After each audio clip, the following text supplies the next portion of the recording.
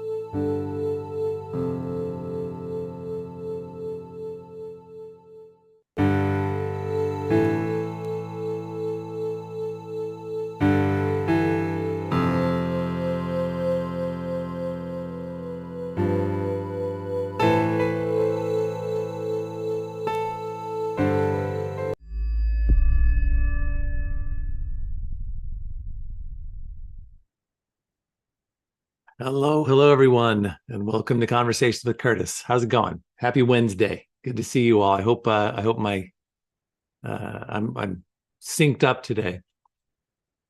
We had some issues on Monday during our stream, and hopefully it is been resolved. I hope so. Anyway, it's good to see a lot of folks here. This is great. Been names I recognize, names I don't recognize. Let's see. Pat's Mew. Nice to see you. I don't think I'm saying your username correctly. Hank Works. Sean P. That's great. Shanya, I recognize that. Sean P. Roxy. Yeah, good to see you guys. Ozzy, you're here. That's awesome. So yeah, what a cool day we're gonna have today. A sort of a special episode of Conversations with Curtis. Our guest today is Gary Spinrad. Gary is the mad genius composer of Phantasmagoria 2. We had a great conversation a while back, and he's back today to spend some time listening to tracks from the game. And Daniel will tell us more about our stream today when he comes out. It's been a good week, and we got last couple of weeks have been just stream city for us. We've had a great time with Tori on Monday with Puzzle Agent, despite our technical issues. We got the listening party today, and then Noah Antweiler, the Spoony one, will be coming back on Friday to continue our playthrough of Techno Babylon. So lots of streaming these past couple of weeks, which has been a lot of fun. So I'm going to bring Daniel out in just a second. Before I do, I want to just, as always, thank our Patreon members for keeping the Conversations with Curtis engine running. It's because of these folks that we are continuing to be able to do what we do on a weekly basis for the last almost 2.5 years, which we just were talking about before we started the stream, which is crazy to me to think that we've been doing this YouTube channel for 2.5 years. Insane. But yes, our Patreon and coffee donors are the reason for that. And as always, I want to thank Malika Chandler for being our top donor, followed on the heels by Francois Damagella. Robbie Thurio, Moffat Reborn, Tyler Drinkard, Yuma81, and Corbett Chu as our top donors. And then we've got our $10 and $20 members on the sides. And as always, we have all of our donors listed at the end of our stream. So if you don't see your name here, you will see that your name at the end if you are already one of our donors. And would love you to join us if you can, because we could always use a little bit more support because people leave and then we need people to take their place when people leave. Also, we do take donations during our streams to get to our weekly goal. And if you are so inclined, you can get into our top 7 donor list, like these guys right here. Last 30 days, our top 7 donors were Jouex at the top spot for another week. I think he's been at the top spot for a while now, followed by James Jenkins. James, we haven't seen him much lately, but he popped in a little bit ago, and we'd love to see him again. CJ, as always, Victor Chang, YT Wanderer, Moffat Reborn, and Ozzy Astroth in the 7th position. So you guys have been great. Thank you. And we're hoping to get closer to our goal today so we can have more raffles and all that kind of stuff. All right, I guess that's all I got. I'm going to bring Daniel out now, and we're going to, there he is. What's up, Mr. Albu? I'm fine. How are you? Pretty good. I'm doing all right. How are you feeling about our technical issues today? Everything we're going to be good? Well, so far, so good? As soon as the live stream started, I started watching it on my phone to see if everything was fine. It seemed that we were streaming on the Monique Parent live stream for some reason, but that was a bug on YouTube, and we're good to go on the correct live stream. Something's off about Google or whatever. Okay, so far, but all right. Nothing to be worried about. I'm not going to worry. No, because you can see people are tuning in. And yeah, I've seen a lot of people. This is great. Zenditsu from Brazil, welcome. Well, we're getting new viewers because they all want to hear what Gary Spinrad has to say about the awesome Phantasmagoria 2 soundtrack. After all these years, he's going to finally reveal the secrets behind the making of this. So tell me, Daniel, we've done one other listening party in our history with Robert Holmes, and I think it was a great idea to continue that, and especially with our guest today. Tell me, I know this was very important to you, and I want to hear your reasons for why you wanted to make this happen. I know, of course, Phantas 2 is a great favorite of yours, but tell me about this soundtrack and why you connect with it and why you wanted to do this today. Well, nowadays soundtracks seem to be a vital part of games as well as movies, but back in the 90s it wasn't the same.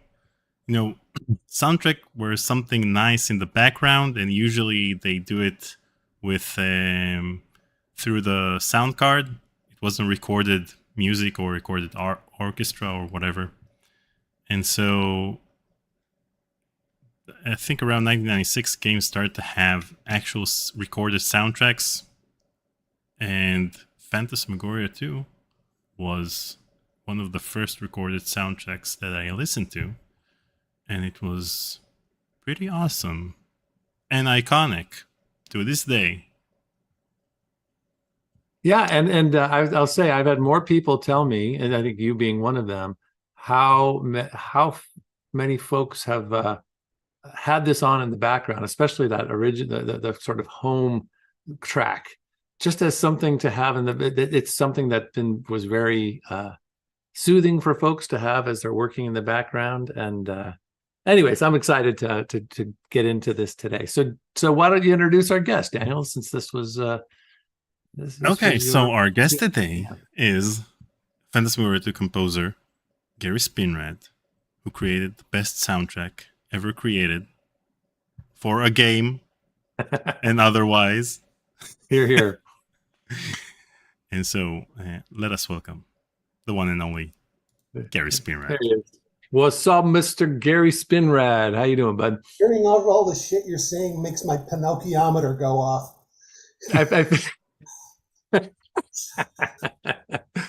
I figured. I had a feeling. I could see you cringing in the background. That was good. It was good. How are you, man? It's been a little bit since we had our chat a while back. How are you? And I'm still afraid of you, as well you well You know. said that in the you said that in our pre-meeting. I don't buy it. I don't buy the fear. There's nothing. You scare the shit out of me. All right, explain yourself. Why? Oh, it's a joke. I know. I'll anything I can say for a joke. There you go. Um, so what's I see a guitar in the background. What's the story behind your guitar? Oh, I've been I've been playing guitar all my life, and I've never ventured out of standard tuning. Well, I just found this alternate tuning, open G tuning that Keith Richards used, and I've been just playing a crap ton of old Rolling Stones stuff like Brown Sugar and stuff like that. It's just kind of fun. I'm also trying to learn a Hawaiian steel guitar because I'm Yeah. really into tiki and stuff like that. And it's just you pull out that stuff and it's just a mood machine. It's awesome. How how when you start picking it up again, sounds like you hadn't picked it up in a while, or was is it just kind of It's always been around. It's just I haven't had much enthusiasm for yeah. it. I mean, just off camera here, I've got 4 guitars. Oh. So how quickly are you able to get surprise yourself with how much you can pick it up again or get better right away or With the open G tuning, it's actually very easy, and that's why it's been so fun because just with a few standard motions from standard tuning, you can turn it into something really cool. The Hawaiian steel guitar, I'm still pretty baffled by it. It's an open tuning, and I'm not quite sure where all of the chords live yet. I think I'm going to actually have to buy a poster with all of these chord shapes in them so I can go get the go 1 4 1 relative minor crap like that. I just don't know where they are yet. So yeah. Wait, are we to expect a Phantasmagoria 2 Hawaiian version sure, why of the not? soundtrack? Yep. Onawakahiki, motherfucker. So hey, one of the last times we talked, you were I kind of kept track with you on social media. It sounds like your is it true that your Elvis Presley band, I forgot the name of it, is now finally disbanded? Yeah, we that band was always a really heavy lift because of 11 people, and the show got bigger and bigger as I tried to get some success with it. But in the end, between the pandemic and, well, frankly, I really blame Live Nation. I hate those guys. And what they did is they bought up every venue in town, and now every venue only has Live Nation artists, no local openers. We couldn't find a place to play. Wow. Yeah. Well, And I guess there was this, and I'm sure the pandemic didn't help. But no, even prior to that or afterwards, when things got back well, to normal. things are hard in LA. I mean, after the pandemic, everyone got so used to staying in that when they went out, they wanted to see really big names, and that Mhm. we couldn't get anyone to come out for our shows. And it wasn't really because they just wanted sure things all of the time, and we couldn't get any attention. It really hurt, to be honest. Yeah, it's the same thing in the theater world and I've people. been It's just hearing that. yeah, Yeah. it's a big a flagship theater here in Seattle closed its doors a couple weeks ago, and it's just live performance is if you're It's not a happening name, across the country. yeah, I do have an idea for a new act, though. It's live band comedy burlesque type thing. It would be a lot easier lift. When we have, dumb crap like doing, the comedy comes in like when do things like Manamana, because God knows I can Manamana.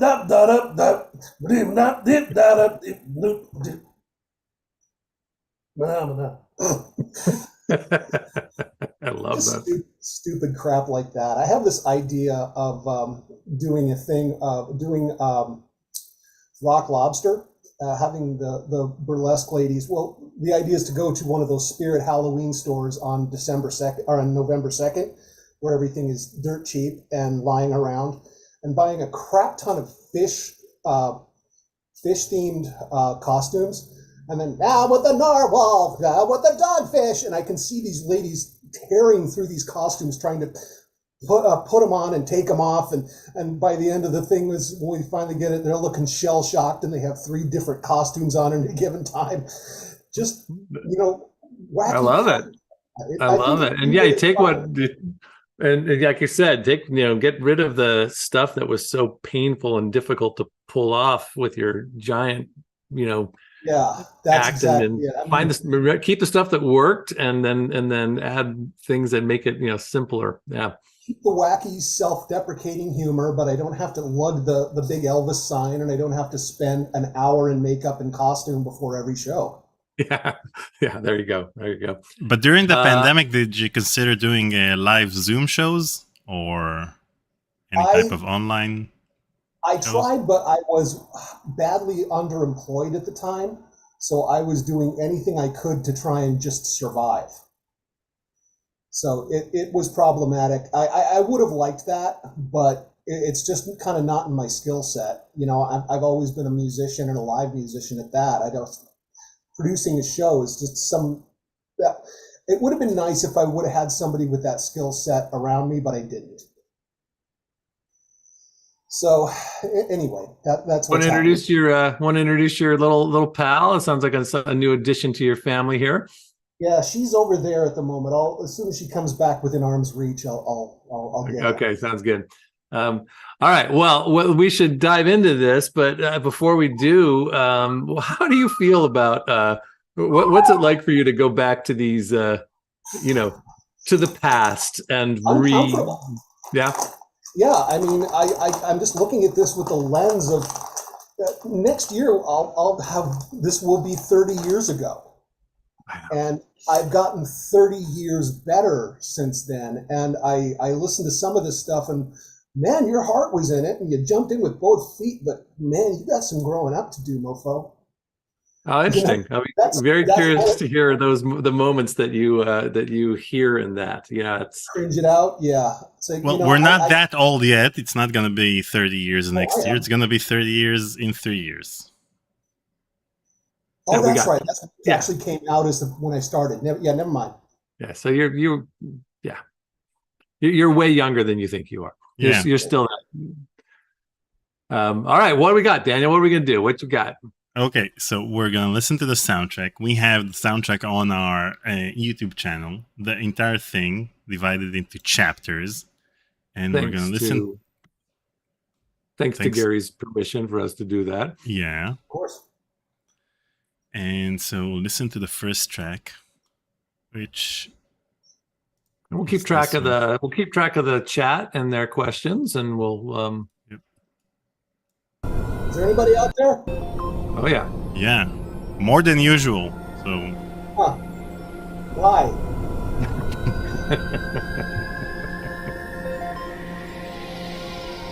So this track is called Main Menu / Dimension X Teleporter, and it's one of my favorite tracks because when the game starts, then this is the music you hear during the main menu, and you don't encounter it until you get to Dimension X in Chapter 5, which makes the whole thing pretty interesting. And I wondered if you knew that it's gonna have these two purposes in the soundtrack, or you just created it and they placed it in the main menu in addition to Dimension X, or in Dimension X in addition. Conscious. In general, I feel I made good choices like this, but my ability wasn't where it became. But I did make that choice, and that was conscious. Okay. That this would be in the opening, and it was going to come back later. Yes. That's great. Yeah, this is really, really a very cool, moody feel. Yeah. Yeah, and Sean P is saying it's a clue to the alien aspect, and it's true. Exactly. CJ tipped 20 pieces. Wait, rage over this. Rage over this. Thank you. Thanks, Clement. That's and awesome. so the interesting thing is that you listen to the soundtrack and you just think it's a sci-fi track or whatever, because you don't encounter the alien aspect until the end of chapter 4, and then you get to Dimension X in chapter 5. So yeah, it's a pretty big giveaway, but still. Well, like I said in the original interview, sonically, I was giving up the farm every time. I was musically telling you exactly what was happening long before it happened, and I kept expecting Andy Hoyles to say "knock it off," and he never did. I was going to say, I don't remember how how deep did you get into the script, or did you not want to know too much? Did you just want to know, or were you really reading all the details so that would inform your choices? Absolutely. Yeah. Wait, so you were part of the dailies or part of the script reading? Both. Yeah, I was right in there. I mean, I was really wanting to make a career of this, so I jumped in with both feet, man. And I worked it. I worked it. Shadow Rage is asking, what synth or sound module did you use? My two primaries were the Ensoniq ESQ1, which I really regret ever getting rid of, and a Korg 03RW. The Korg is where you get the shiny shit, and the stuff, and the more synthy things came from the Ensoniq. Cool. And did you use any samples? Not a one. Not a damn one. I was poor. Samplers were still... Ensoniq had the Mirage came out a year before I did this, but I couldn't afford it, and I certainly couldn't afford the Akais or anything like that. I used to read Keyboard Magazine just with jealousy in my heart. Okay, so we move to Home. LU2D Games wrote, did Gary use a theremin for any of the tracks? Many have a very ethereal sound. It was in the back of my mind, but no. Yeah. Okay. Let's listen to everyone's favorite track, Home Day 1, which is also the countdown music for our live streams. That's true. And every time we do a countdown, we always do the 3-minute countdown. Anybody who joins us for the first time almost always comments on, what is this music?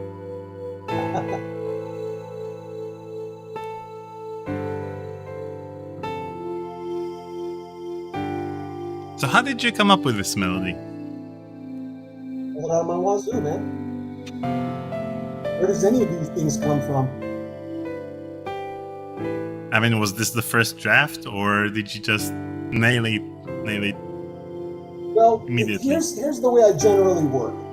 I don't really revisit much of anything ever. If it's not working, I throw it away and start something else. And so this kind of thing would have been probably a half a day's work for me. Getting something that looped well, you really couldn't. It was hard to hear where the loop actually is. But what I was thinking about this piece specifically is this is the most normal we're going to feel in the game. And so I picked a very grounded instrument, the piano, and just a little synth line over the top, just a few open little suspensions like that one. And it just wanting to keep it a little bit, you want them to know that they're in for something different. So you don't want to do just Hallmark crap, but you wanted to, I did want you to feel like you had something to hang on to at the moment. But also when I hear it, and maybe, I don't know how much we're going to repeat ourselves from the time we talked, but when I hear it now, it is the most relaxed of all the music, but there's still something in there. There's something in there that just tells me that it doesn't feel It is more relaxed than what we're gonna get, but there does feel like there's something ahead that isn't necessarily going to be good. I don't know. It's maybe it's because it loops eventually and it comes back and it gets, but there's just something about it to me that feels I don't know. I'm not sure if I'm saying this. I mean, when the player starts the game, then he gets to see Curtis Craig, the 26-year-old technical writer from Wintech, and you get ready to go to the office and work for the entire day. And so this isn't the music of a standard workday. This is the music of this day is going to end bad. Getting out of bed, scratching your ass, having your rat pull your wallet out from under the couch for some reason. Sorry, Lorelei. I think she apologized for that puzzle in Paul's interview with her. I'm going to read a couple of comments just because there's so many people that just love us. So Raripass writes, my favorite track ever. As I said before, I would fire up Phantasmagoria just to listen to this as background. Clement writes, this hits home so hard. Memories just come rushing at me whenever I hear this. Arkman Silver tipped 5 pieces of 8. Yeah, I mean, even after all this time, Home Day One is just, you know, when you listen to a song or a score of a movie, if you haven't heard it in a while, then the first time you hear it, then it reminds me of the last time you heard it. But with this, even though I listened to it constantly these past 27 years, it still reminds me of the first time I played it back in 1996. It didn't lose its charm in all these years. Oh. Yes, yeah, a lot of these comments. I love the gradual delve into insanity and the other evolutions of this track, which is great. Weirdly uneasy, a feeling of unease. Yeah, good stuff. Wait, all of the tracks you created for this soundtrack, apart from Rage, are looping? Everything is a loop? Yeah. Well, that's not completely true. The stuff, the in-game movies, the stuff that is through Compose, just like the video is. But for anything where we're in gameplay and you can run around and you can do anything, and you're just trying to figure crap out, that's all looping, all of it. And how do you come up with the loop? I mean, some tracks are 2 minutes, some tracks... The actual technique I used was to, in my sequencer, which is the thing that actually drives the synthesizers, I would compose it, and then I would copy everything, move it over here, move it 3 times, and then that would make a natural section in that middle that had reverb from the beginning one and enough tail in the other one that I could just take that sample and loop it. Cool. Moving on to Game Map.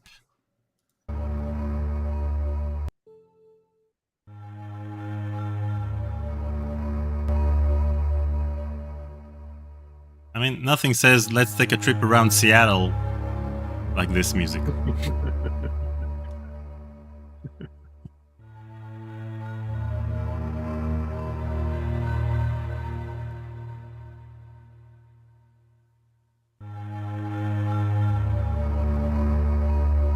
Not much there, just a few intervals and piddling around with it. Now, now that we listen to this track, Game Map, one of our Patreon members, Connor Eck, created a cover version of this piece. We have the YouTube short. You're weird, Connor. I can't believe you did that. Okay, so this is the original version. And then when you try to click Dr. Harburg, then Paul says... Now what am I thinking? It's not time for my appointment.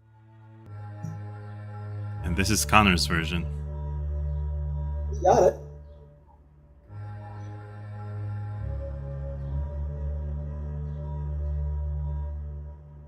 What am I thinking? Fun. It's not time for my appointment yet. So he even nailed the time for his appointment. Okay,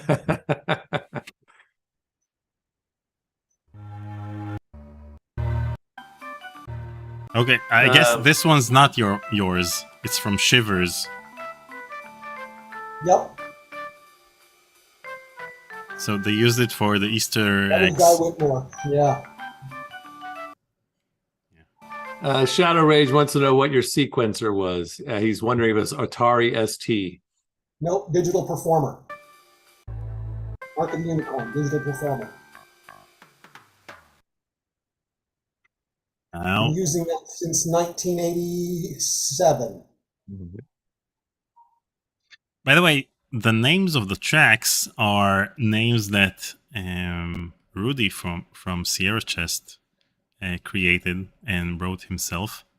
So we're not sure if these are the names. I don't even.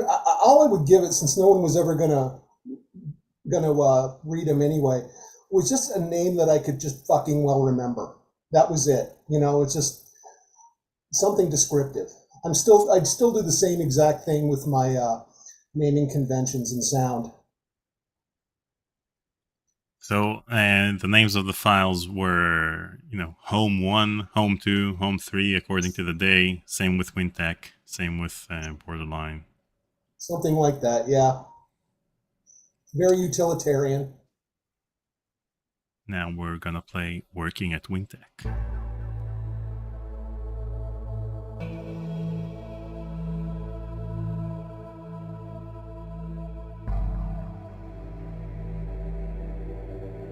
Now you're hearing the. Now you're really hearing the Korg unit. That's where these sounds come from. This is the O3R.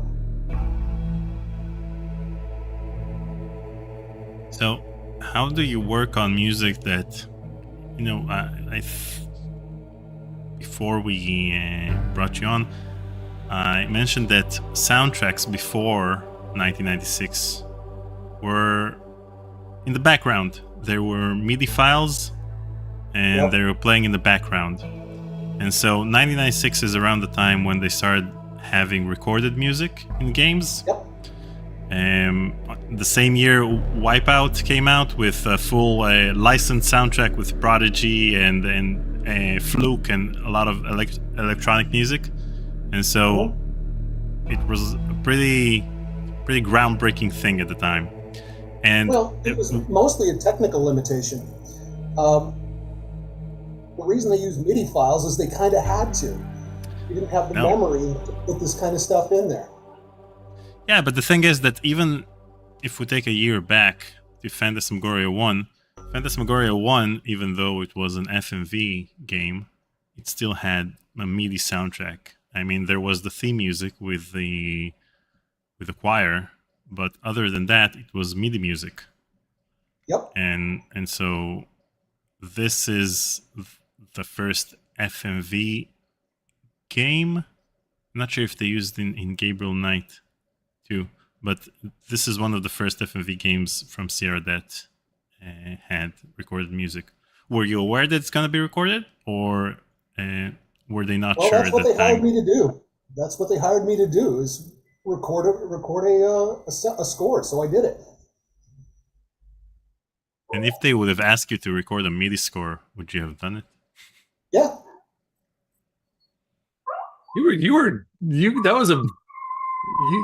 If I recall, you felt like you just kind of hit the jackpot with that gig, and you were going to jump through as many hoops as necessary to. Yeah, I'm right. I really threw myself at it. Yeah. Couple things. Okay, I'm gonna read some stuff. What Interlace wants to know if the main menu theme was consciously or subconsciously inspired by Fear Factory's Resurrection chorus. No, it was not. I created this out of whole cloth. Yeah. She barks at me to play, and then she runs off when I actually play. Oh yeah, and everyone wants to know what your studio was. Were you recording at Sierra Online, or were you recording at home? I was at my house on Valley Street in Seattle. Oh, Valley Street. We had that talk. That was our those apartments. That was an incredible place to live. Two Yeah, it blocks away was. from Seattle Center. Anytime anything was happening, you could just walk down to it. What? You ever climb up on the roof? Oh yeah. We used to watch the fireworks at Lake Union and Totally. Yeah, yeah, Elliott Bay from there. yeah. Someone LU to the games is asking, "Can we see the dog?" And David Armato says, "David Armato says the dog is full of rage." Fuck you up, Jackson. Come here. Trying to bait her in. Come here. Yeah. All right, I'll get her up here soon. Yeah, but one of the things that I like about everything I've heard so far is it seems to me that the temptation could have been to go to really show off your chops and to really go big with all of the stuff, and you went the other way. You really kept it. You kept the mood. I mean, I feel like you underplay so much, and we're going to get to the big stuff later, but I really like how restrained it is all the way through so far. That must have been, I wonder if you were, that was just natural, or it's hard to show off chops you don't have. but still, you know what I'm talking about. You really kind of just let the mood take over. You can't slam your foot down without picking it up. It's that simple. I mean, if I just went balls out every time, period, there would be nowhere to go. It would become exactly, yeah. You will have peaked way too soon, and then there's no place to go. Exactly. But that's the interesting part. As I was saying, game soundtracks at the time were supposed to be in the background and not interfere with the gameplay or whatever was going on screen. But with this game, the soundtrack can be a standalone piece of art as well as part of the game. I mean, nowadays when you listen to superhero movie soundtracks, they're pretty bland. You can't listen to them on their own. You need to watch the movie and listen to the soundtrack. But with this soundtrack, I can listen to Conan the Barbarian all day long. Jesus. Yeah, Conan the Barbarian is from the 80s. I'm talking about movies that came out in 2023. Okay. Well, the fact is, I've got a few scores that I've been really liking lately that I do listen to, like Dune, and I really what? Come here. All right, well, Dune is by Hans Zimmer. That's why it's worth listening to. But I'm talking about the superhero movies. This is just like Paul freezing. I mean, Gary's gone. Gary's gone. Interview's over. I decided I was going to catch her this time. This is my little Sarabella. She's a 9-month-old Italian Greyhound. Wow. Her full name is Sarabella Blood Rage. Where'd you find Sarabella? How did she find you? This is my 3rd Italian Greyhound, actually. She's an emotional support animal, and the Italian Greyhounds are extremely empathetic, and she's just been wonderful. I lost my last one right when I needed her most. I was unemployed, and at the end of the long pandemic, and then she was with me 23 hours a day, and one night she just died. Whoa. It was 3 hours from I'm with my little girl to I don't have a little girl anymore. It was just horrible. So I saved for a long time to get another Italian Greyhound, and here she is. That's great. Congratulations. That's awesome. Thank you. Yeah. All right. First of all, people like your dog. Everyone likes. And it's nice that her full name has rage in it.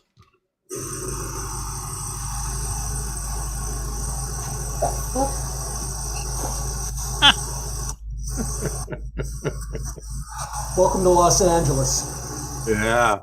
There you go. Awesome. There we go. Go away. I said go away. we're getting the soundscape. It's fine. I thought you had like a little, keyboard in front of you, and you were making some kind of spur of the moment sounds. No, that's just some fucker outside with no muffler on their car. Wow. Hi. Okay. Welcome to my life.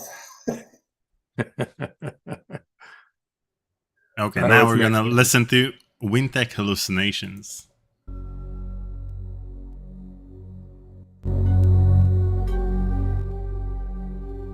Now we're getting some of those minor seconds in there.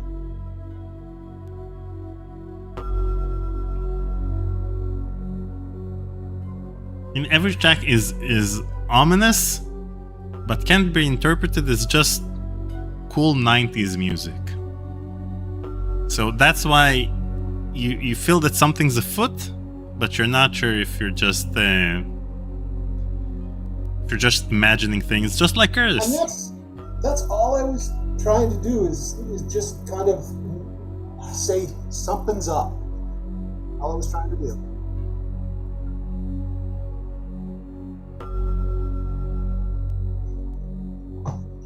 And so all of these were done on the synth.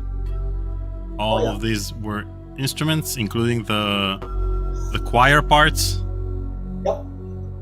Yeah, that was all from the chord unit. Awesome. When you start hearing those repeated eighth notes, that's normally the ensonic. Divananda says, the singing bowl. Yep. What was the question here? What was your master keyboard? That was the ensonic. I had the full keyboard for that, and I just had everything MIDI'd together. Now, my question... Just a standard 61 key, squishy key business, the stuff that we all started on. My question is, in each of these tracks, what was your definition of done? When were you sure that the track is ready to, play it for Andy or whomever you played it for? They're still not ready in my mind. Okay, but someone approved it. Yeah, but so the thing is, I was always ready and willing to receive constructive feedback. So, hey, okay, this is sounding okay. Yeah, let me take this in front of Andy. This could be done. This is what in my mind. We could call it done unless somebody has an objection. That's pretty much my mindset to almost everything. Yeah. Okay, but you said played for Andy. Who did you play it for before Andy? Me. Oh. Was Andy just pretty much like you got it to just keep going, or I mean, I love like what you're talking about. By and large, he left me alone because he liked what I was doing. Yeah. It's great though to geek out on what you're working on. So it's always nice to have someone give a good listen and go, "Oh, I hear what you're doing here. What if blah blah blah." I mean, you don't want to go too much, but it's always fun to have that kind of immediate and involved feedback because I love that collaborative process. So sometimes not getting feedback, I'm sure that works out well too, but you miss out on the yes. that time. Frankly, I always was a little nervous with no feedback, Totally. It was in the end, no one knows what it's supposed to sound like because it's not supposed to sound like anything. So I just shut up and trusted myself and rolled with it. That's great. So you were trying to build each track with various layers of being ominous and still being normal, at least in the first chapters. And I was definitely weighing, how normal is this situation? And while you were trying to build this entire track with the intricate layers, you just played it for Andy and he said, "Yeah, it's fine." Yeah. Without understanding the subtext of the entire thing? Well, sometimes he'd ask me and sometimes I'd tell him and, and I think that might have been what kind of got me giving me less and less feedback. It's like I was going way deeper than he expected, and it's like just leave him alone, go away. Yeah, he's got it down. He knows. Yeah. Yeah. Turanga1I1A says, "Hi Gary, I remember your Phantasmagoria 2 soundtrack well and admire quite a few of those tracks. Guess I came in late to when you played the Working at Wintech track, which is my favorite." Everyone has a favorite track in the soundtrack. I cannot believe this. I cannot believe that this much later, this score means so much to so many people. It's mind blowing, isn't it? I mean, it's not just this game had this. Who would have known that this game had the kind of impact? Yeah, it has in ways that I never would have expected. Yeah. But it's really cool. I know it's a little uncomfortable for you, but the comments are genuine, and people have showed up because they care about this so much, and it's pretty neat. Yeah. Ozzy asked, and I think I can answer this question for you, Gary, but I wanted to know how much of the game's plot you were given before writing the music. But we talked earlier, and Gary had the script from the beginning. He poured over it. You still have the script? Shit, no. But anyway, yeah, it's like it or not, or comfortable with it or not, you created something that has a lasting effect. Yeah, I'm honored, shocked, humbled, confused, slightly. A lot of the people we interview on this channel are, for them, something that was very significant to us, for us as players back in the 90s, was an afterthought for them. I mean, I can talk about an entire scene from beginning to end and how I analyzed it and overanalyzed it all these years. But for them, it was, okay, so let's do that and let's do that, and that's it.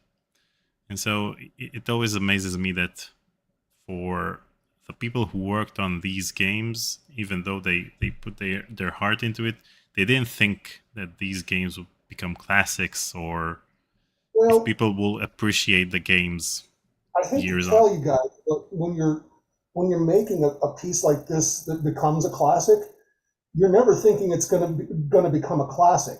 You're busy. You're working. You're trying to put in what it needs, and you're not thinking about classic or anything else like that. You're thinking about, what am I doing right now? Yeah. And when's my next gig? Will this get me another job?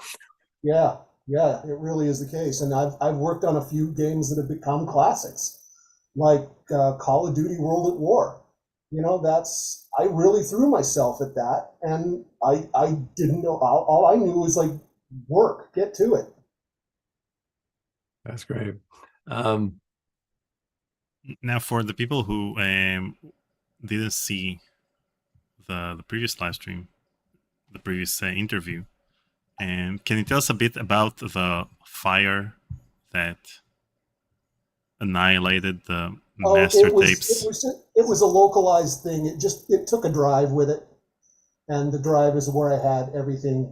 It was just fire inside the box, and I suddenly realized that all of my original files were gone. It's happened a couple of times in my history where just backups were not as common back then, especially at Sierra. Yeah, and you certainly couldn't just hook something up and burp something into the cloud because it was pre-internet. So nobody had a copy. I don't know. Westplay didn't keep a copy of something somewhere. Yeah. Moving on. That's just technically how things worked back then. Yep. Moving on to Mum's Suicide.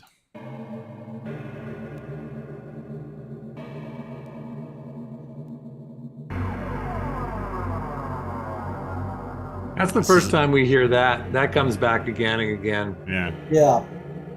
The escalating music. What did you use for percussive? That's still the chord unit. It's This is just I used a lot of preset patches because I wasn't a very good patch maker. So I would just be poking through patches like, hey, I can make some hay out of this. Yeah. It was just, how does this patch make me feel, and how do I manipulate this patch into coming out with a sound that's going to freak people out? Shadow Rage has asked a couple times, and so it's important to hear, what was the rest of the gear that you used? It was very limited. It was the Corgo 3R. It was the Ensoniq ESQ1. I had my Mac with Digital Performer on it, and I recorded everything straight through I don't even remember what mixer I had, straight to to digital audio tape, and that's how I brought it in on DAT. That's it. That's all I had. No, that's crazy. A different day and age. You couldn't. So it was digital to digital still back then? It was digital. I had to take everything through analog, through the mixer. So it was the outputs of the stereo outs of my Ensoniq and the what? So digital to analog to digital? Exactly. But that's once again, that's what we had. Sweet. Moving to Warner's office day one.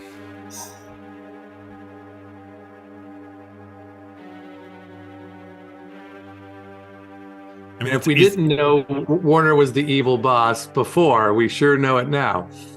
Well, like I said, giving away the fun. Yeah, but what's interesting about Warner's office, this track, is the fact that you tone down the sci-fi elements and it's just an evil boss theme. And this is one of the pieces of music, what I was talking about, that makes me cringe a little bit. I'm just noodling. I mean, and that is the criticism I would give myself to this day. It's like, dude, you're not composing anything, you're noodling on a patch.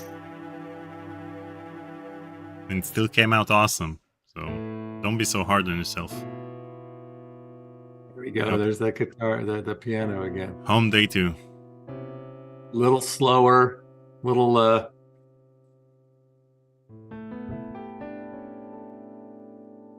That was a nice little run there. I forgot about that.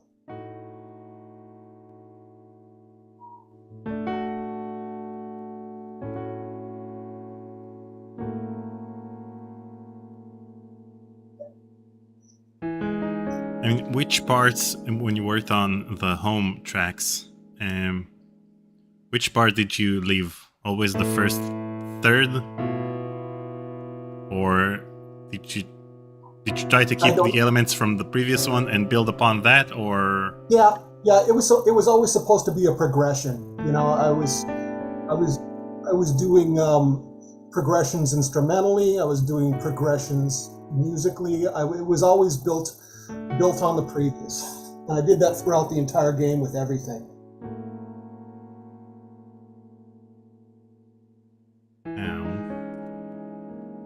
I love how this it's connected to that first one, which was so much more pleasant, but now it's just there's those discordant moments, and it's still not dangerous, but it's not right, it's just not.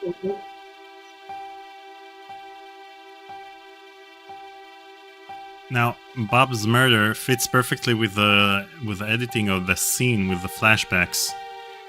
Did you see the edit before you created this track, or they created it around your track? Little from column A, little from column B. I did bring in this stuff, my sketches, to work and let them piddle with it, but then it was always tuned to the actual video once we got it. Because it fits perfectly. This isn't the scene where it's flashing from Curtis walking. It is. And it is.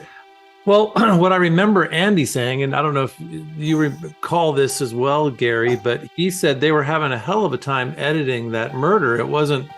It just was, for whatever reason, it wasn't coming together well until they decided that they were going to intercut it with Curtis walking down the hallway.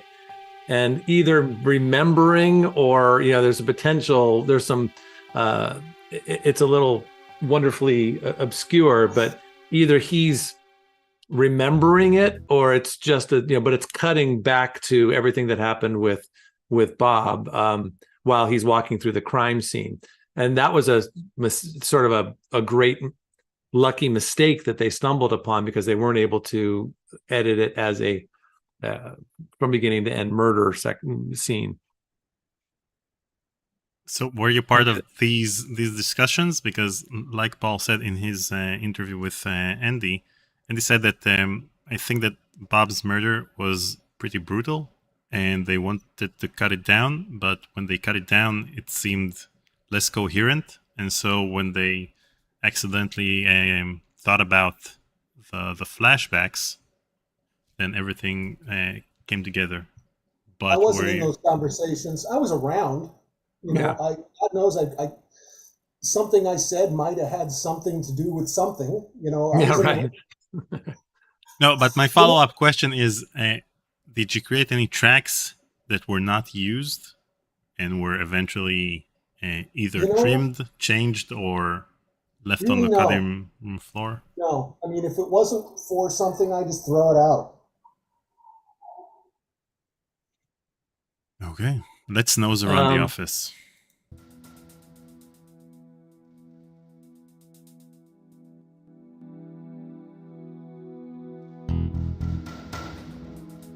This is when Curtis is walking around the office, even though Detective Powell is in his cubicle checking out Bob's body. Now we're hearing those eighth notes. That's what's going to become the hecatomb. Nice.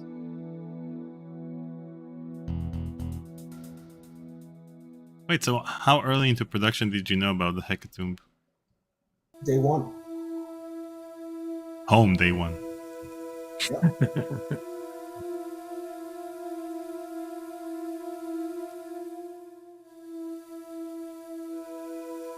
Musically, I'm introducing a new character.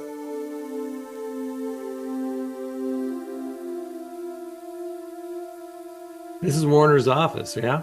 That's a state too. Yeah, it's interesting because it has a completely different feel here.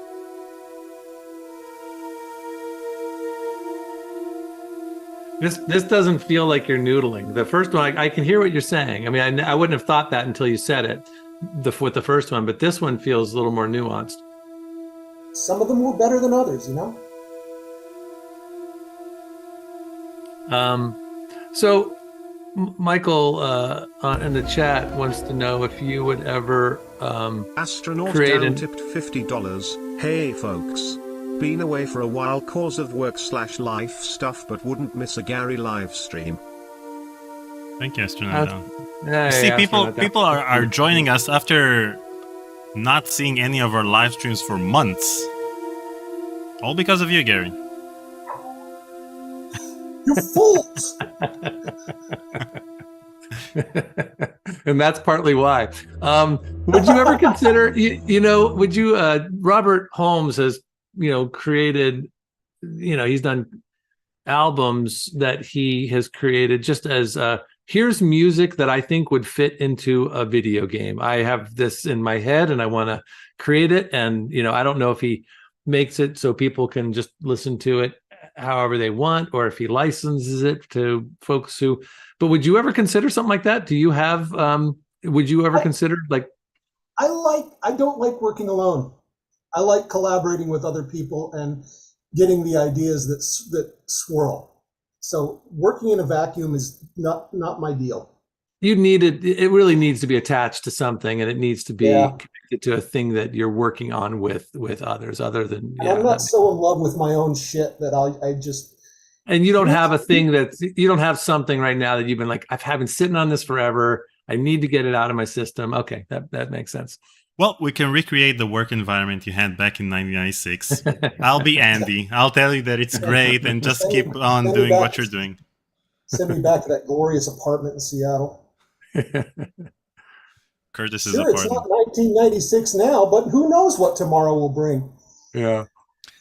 I mean, Next time I go down there occasionally for, my daughter does stuff at the children's theater classes and stuff. So next time I drive down there, Gary, I'll get a picture of it and send it to you. Jeez, I miss that place. Now, like Paul said, Robert basically creates spiritual successors to soundtracks. So his albums nowadays, these Kickstarter projects, are usually things that sound as if they're the extended cut of the soundtrack for Gabriel Knight 2 or Gabriel Knight 1 or Gabriel Knight 3 or Grey Matter or whatever. I'm going to give you guys, if you like my stuff, I'm going to give you guys a gift. If you've never heard of this band, you're doing it wrong. Shriekback. This band, I've been into them forever. Barry Andrews, the composer behind Shriekback, there was a line in a keyboard magazine once that really stuck with me. He said, I don't want to make worlds. I want to make environments. And what he does is, his lyrics don't make a ton of sense, but they're just like, paint a little mental picture. Now put another little mental picture beside it. Now put another little mental picture beside that. It's just a series of little mental pictures, and it's mostly mood. And it is amazing, and it was on my mind when I was listening to this, when I was writing this stuff. So anything from Shriekback's catalog, especially Sacred City, go get it. You're going to love it. I'm going to write that down for everyone. Sacred City by Shriekback. Shriekback. Cool. Is it Shriek? Yep. There you go. Shriekback, one word. Gotcha. Sweet. Let's check out the evidence.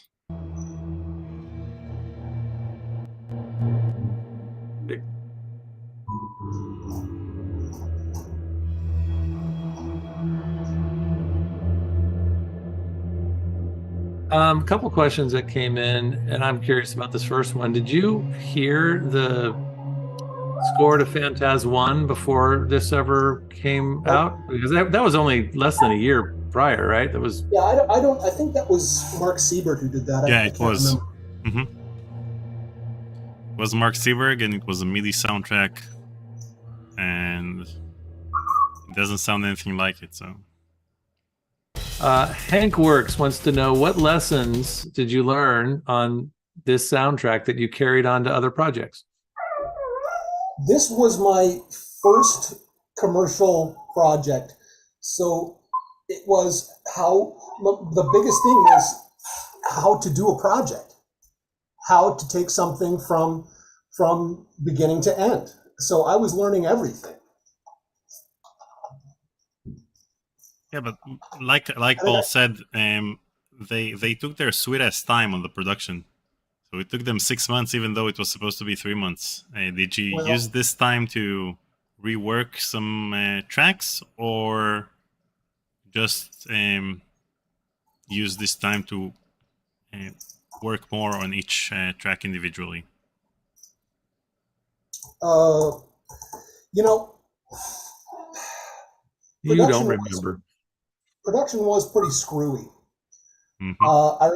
I remember me really getting off the mark and then kind of waiting around for something to happen.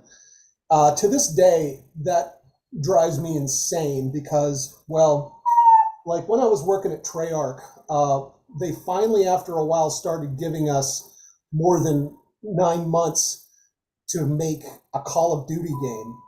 And that was, once we got to World at War, and that I was pissed off at them because we had 2 years to do this. And for the first year, they screwed around and did science projects and nothing else. And that put us back in the position of having 1 year to do all this stuff. So I really tell my guys, and with myself, I was like, no, we have the time now. Get off your ass and move. And that, that's a lesson that's been taught to me over and over and over and over. Now let's go to our favorite resting place, the borderline. Mm-hmm. Yeah, a lot of people want to know about this one. Inspiration for this? Just Thrill Kill Cult. Thrill Kill Cult? Yep. And so Shadow Rage is asking if it was done all in Korg. Yep. Well, actually, most of this stuff, most of the if notes were in the and Sonic. Those guitar things were from the Korg, yes. Cool. I remember that in the last interview, someone asked you if one of the inspirations was the Mortal Kombat soundtrack. Nope. To be honest, I've never heard it. Well, let's listen to it.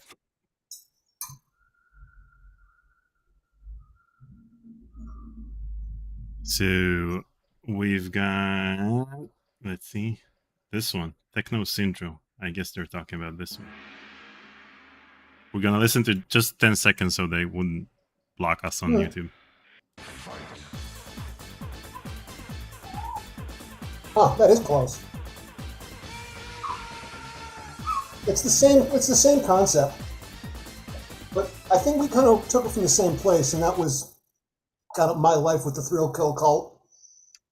I guess industrial music in the 90s all sound the same. Kind of, yeah. I mean, that was if there's anything that I was using as inspiration, it was from Thrill Kill Cult, After the Flesh from the Crow soundtrack. Oh, right.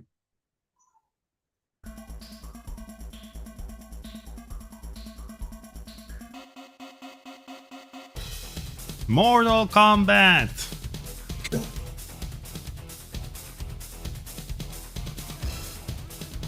So anyway, the thing is that even though all of these tracks sound coherent when they tell the story, they all sound very different when you listen to them individually. Did you do it deliberately to keep every track fresh, or you just tried something else with each track and you nailed it? How do I explain this?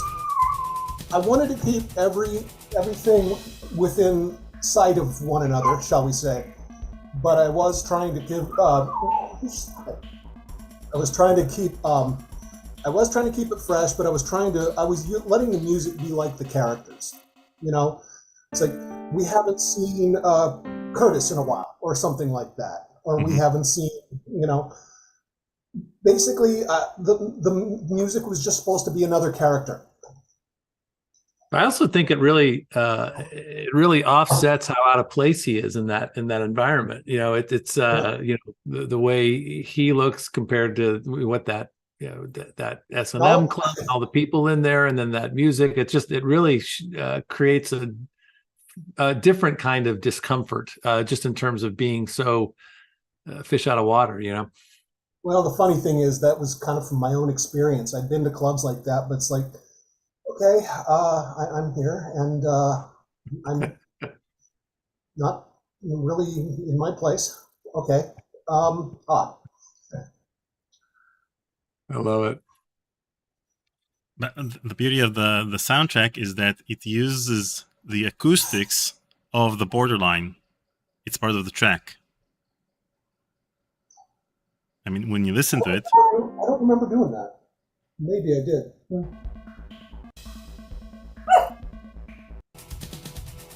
I mean, it sounds exactly like this track would sound when you play it in that kind of club.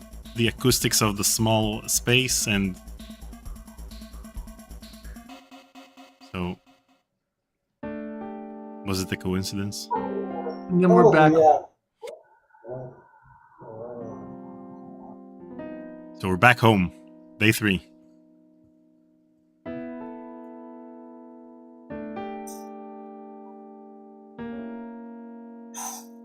So the only remaining element here, we don't have any similar notes to the previous 2 tracks, is the piano. So the piano became the home character. Yep. And the discords just keep coming as we get deeper into the game. I'm trying to think if you used the piano on any other track or everything else was synth. Was this the only location with piano? I had a couple others. Whenever I wanted to just keep grounded, I'd hit that piano up. Rapace is saying, I've seen some things. Is day 3 at home? I've seen some things. Exactly. Yeah. He's had some. It's some shit has gone down. Now, That's a this is good comment. another- Sean P just wrote, as he gets madder, the music gets more broken. I think that's that's probably would have been a good little, little sign on your computer. That's exactly right. Yep. Put your finger right on it.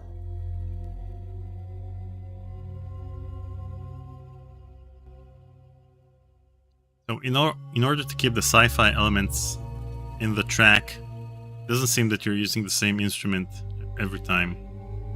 You're using different instruments. I wanted to do that, otherwise it gets dull.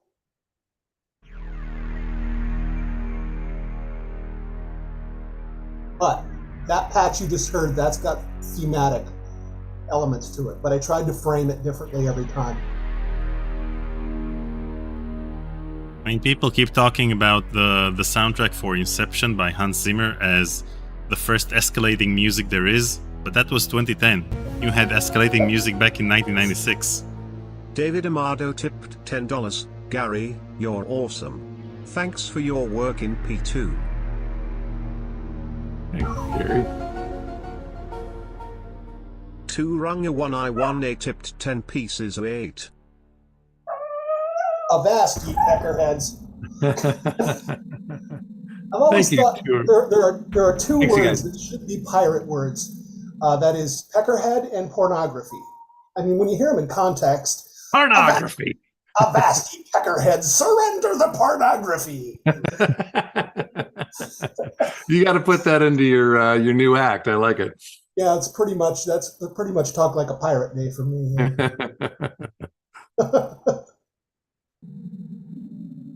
Now, in the Asylum, streak in me. In the Asylum, it doesn't sound like you used any instruments of sorts. It was more of a soundscape. Yeah, that's one thing I've been doing more of recently, is really trying to blur the line between sound and music in the same way that Dune did so well. I like that. So, sent home from work is the same day as before. It's just got a free pass to go home.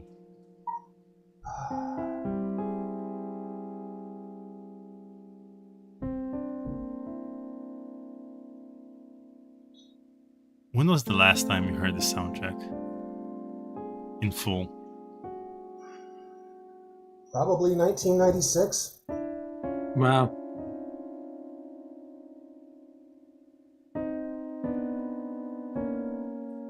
You're missing out. It's a really great soundtrack. Gary, you got to stop living in the past, man. You got to come back, to the present.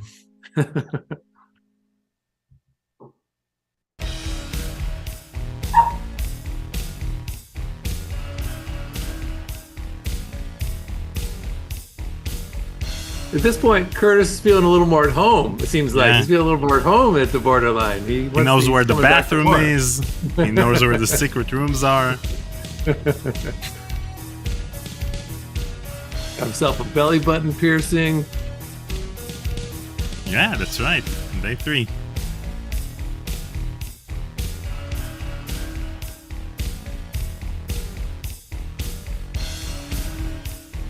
I feel like this is early in the night. This is like before. This is when the borderline first opens at around 11 p.m. before it starts to really get going. It's when there are still free drinks and women enter free.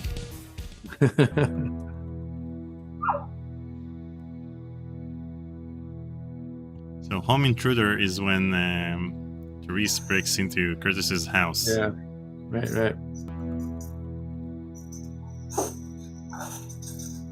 So, Home Intruder is still at home, but this one's not using the piano because Therese is there. And then this is Therese's S&M session when she's doing a short episode of Home Improvement in Curtis's bedroom, and she hangs the swing in like 5 minutes. God, I haven't heard that one in a long time. Yeah, that's neat. That wasn't so bad. Couple questions from Shadow Rage. I think this was to do with, I think it was the Borderline music. Was Lords of Acid an inspiration? Oh yeah, yep, that was in there. Mm-hmm. And then what Mac model did you have? That time I had I think it was a fucking Mac Plus. Everything I had was on floppy disks. Wow. Did they give you a copy of Phantasmagoria 2? Oh yeah. They gave everyone except Paul, you know? I think they didn't mean to not give me one. I just don't, I didn't have They just didn't like you that much. Yeah, no. It just, everything just kind of fell apart near the end there, but I didn't have anything that could play it, and I had zero interest in putting myself through the torture of watching my spending 8 hours whatever watching myself go through. Wait, so what you're saying is that they tried to give you a copy and you just didn't take it? No, I don't remember. I certainly wasn't I wasn't interested in one, so they may have asked to give me one and I said sure, and then I never picked it up, or I don't know. It wasn't something I had no interest and no ability. There was no, I think it, yeah.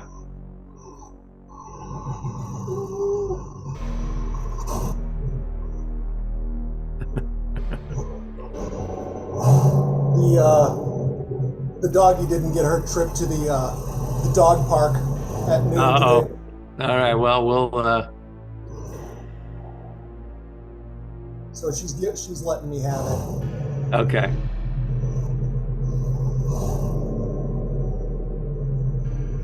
Wait, so that's your dog? No, that's a car outside. I don't live in the hood, but I live hood adjacent.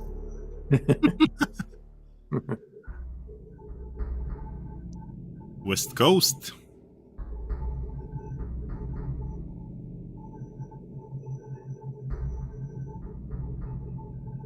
And with Warner's office, I like this. Yeah. This has we also nothing to see do with that- Warner's. It's great because this has nothing to do with the first Warner's office. It's really neat how that's changed. Yeah, it lost all its melody, and it remained bare bones, ominous music. Yeah. This must be Curtis sneaking around in there, right? Yeah, when he's trying to get his clearance level so that he'll be able to go to the basement.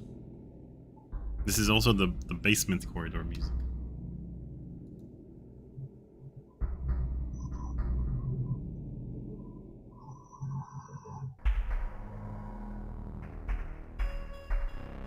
I love that. I don't even know what you call it, but that sort of that clacking in the background. That's a really cool. That just kind of comes in. I can't hear you over this asshole. Let me turn it up a bit. Yeah, that's awesome. So were these drums, or was this a particular instrument? It's still a synth patch. I had all kinds of crap. I went through my presets all the time, just poking keys and looking for inspiration from the patch itself.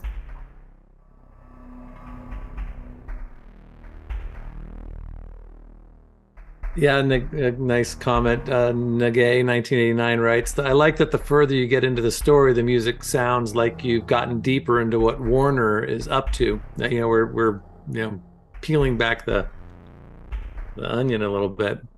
Yep. David Amato says, I think the inspiration for Gary is the noise from outside.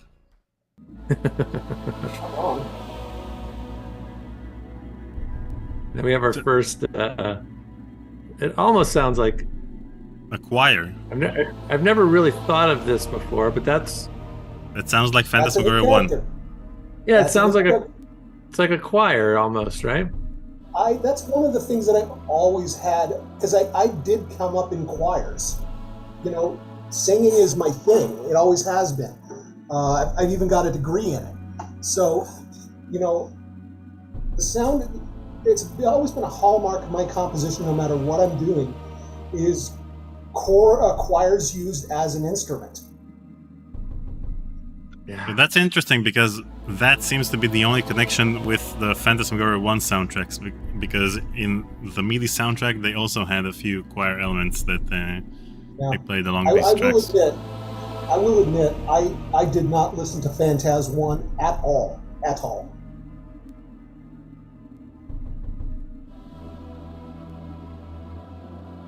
Did you ever come across it later on? I never really did circle back to it. There are so many things out there that I was just talking to this with friends the other day, saying all these movies that you haven't seen, and say, really, you haven't seen Raging Bull? No, I'm sorry, I just haven't had time for it, and it just hasn't come up. And say, oh my God, you never read War of the Worlds, the original? No, I didn't. Yeah, that's too many. It's just too much. You can't keep up. There's no keeping up. Borderline Day 4. Yeah, exactly. He's got a membership card at this point. That's right. He's gonna get a free entrance after they punched enough. VIP treatment, valet, the works. So Shadow Rage asks if the drums are from Korg on this track as well. Yep. They were actually really, really good for their time. I did have an Alessis HR16 drum machine I had around, but I barely ever touched it.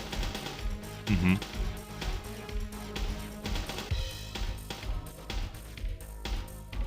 Drums on that Korg I used them on everything.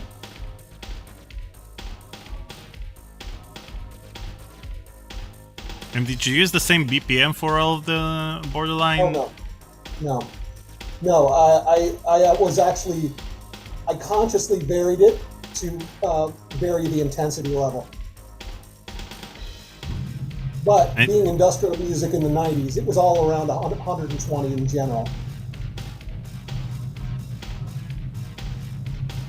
And Shadow Rage is saying this is also Lords of Acid, influenced by Lords of Acid. Yeah. It was Lords of Acid and Thrillco Cult was really associated with that kind of club, And KMFDM. Yeah. Front 242. Yeah. And Home Day 5, we replaced the piano with a steel drum. That's great. I don't think I ever noticed that before. That's really cool. This is not the same Home. No, we're off the rails now. Yeah. We changed instruments. Things are so crazy, the piano's gone. Yeah, and you'll notice it's a very sonorous, floaty feeling. Like I didn't want you to be touching the ground anymore. I wanted you to feel rudderless. Yeah. Now, the interesting part as we come closer to the fifth chapter of the game is the fact that they ran out of the budget right around that time, and so a lot of the things that were in the script weren't filmed, especially in Dimension X.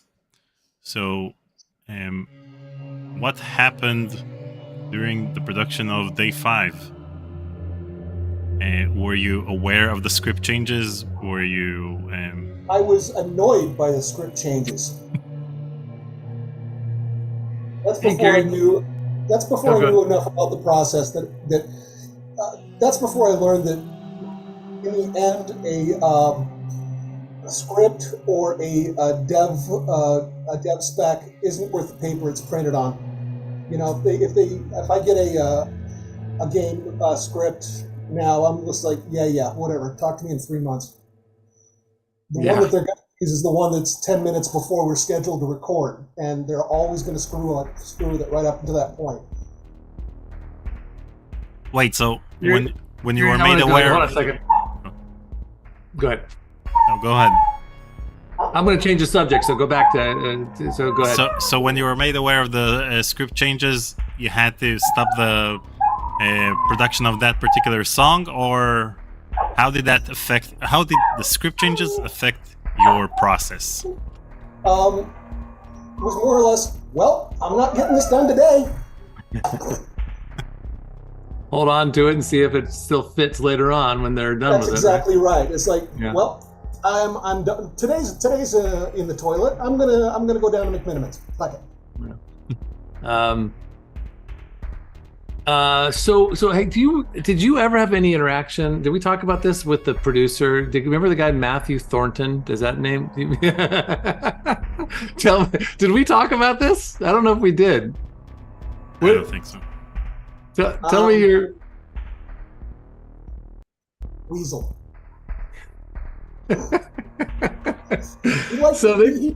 did like my ideas. Yeah. I mean, I had like one of the things I really wanted to do. We weren't able to. We didn't even try to get the licensing. Is I was writing Muzak versions of classic goth songs like Depeche Mode, "Shake the Disease," or Peter Murphy Cuts You Up. I did these Muzak versions of these for Wintech, and Matthew once said, "Your mind is a strange place," and I'm like, "Yeah." I remember. I think we need to find him, Daniel. That would be interesting. So they brought him in. You know, I think Sierra was. Yeah, after you guys were talking smack about it just a second ago, that's a great introduction to our show. Whatever they were going through, they brought in an outside producer. So I think they brought him in. Somebody in Hollywood, and they got him. And I think he wasn't. I think he was pretty new himself. I think he was pretty slick. I don't think he was someone who had a great deal of experience. Yeah. And I remember, when I got cast, I got the treat. Really, they took me out to a really nice restaurant. I forgot that great. I can't remember anymore. But there was a great fish restaurant in Seattle or on East Lake. Just really the star treatment, and it felt like there was money to burn. And of course, it's his job to crack the whip and all that stuff. And I know that he played he had to be the bad guy, but yeah, he rubbed a lot of people the wrong way. And I remember Andy talked about, they almost got into a fight at one point. So yeah, after all these years, I'd be very curious where he ended up and if he'd be willing to talk about his. I'd love to hear his side of that. People like that tend to do just fine in our society. Yeah, he's probably become very successful. I'm sorry, I got off track. Let's get back onto another track. Warner's Revelation.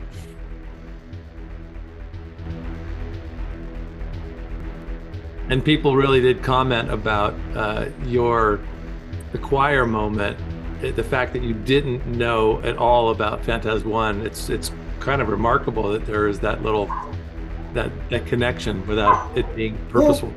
Well, even in the demo I sent these guys, that was part of it. It wasn't conscious. That was just part of my language. Yeah.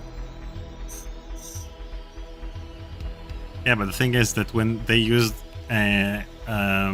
synth to play the choir in Phantasmagoria 1, it sounded weird because you'd expect some of the choir to be at least the theme itself was recorded with a live choir, but parts in the game were using a choir instrument from a synth. But when you were using it, then it made an interesting, made it more interesting because the fact that it was created via synth gave it the alien feel that it needed. Exactly. That was a happy coincidence since we didn't have money to hire a choir in the first place. It fit. Mm-hmm.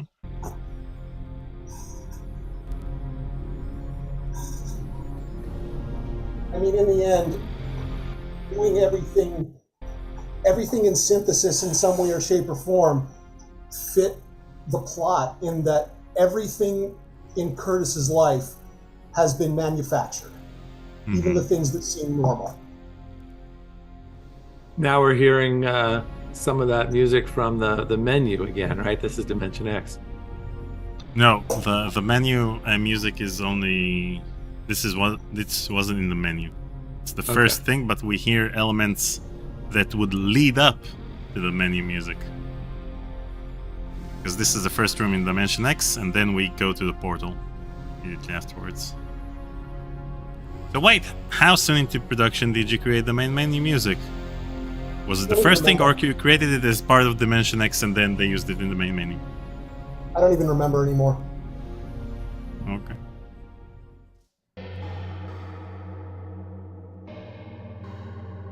This is another one. I didn't want you to feel grounded. I just wanted you to feel floaty. Is this when they're down in the? This is when Curtis is meeting the real Curtis. Oh wow, that's so great.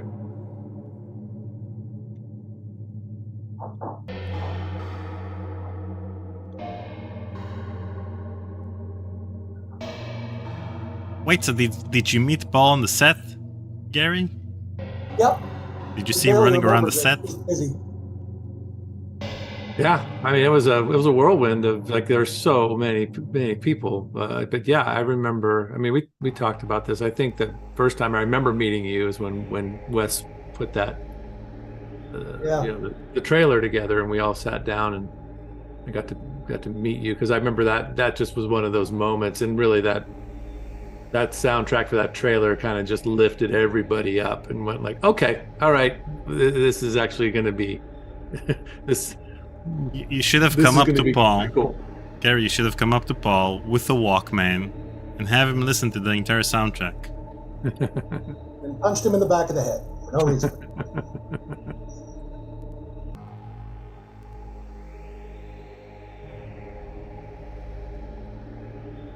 It's funny, Gary. You know, Zen's office just mentioned about your responses to this, and you're one of the. It's been so interesting interviewing folks.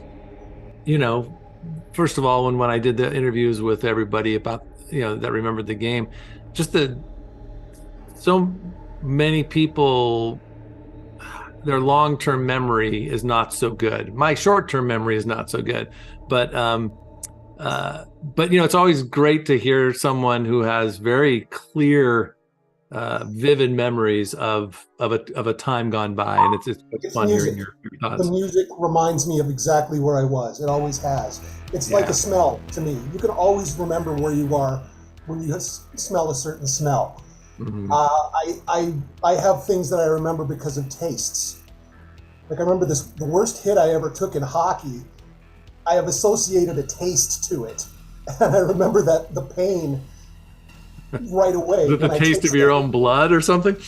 Kind of, yeah. But there's also a kind of a metallic taste when you get completely run. Yeah. Wintech Zombies. That's right, the Wintech Zombies. That's a great section. Was it the first scene you filmed, Paul? Yeah, that part. Because it sounds weird. Why would you ruin the set to record this as the first scene when you can... It wasn't the first scene that we filmed. Paul Mitri remembers it being the first scene that he filmed, but I don't know if that's true. And he's one of the ones who didn't have a very clear memory of there's no way that was the first scene that I filmed. I'm pretty sure we did a lot of stuff in Curtis's apartment to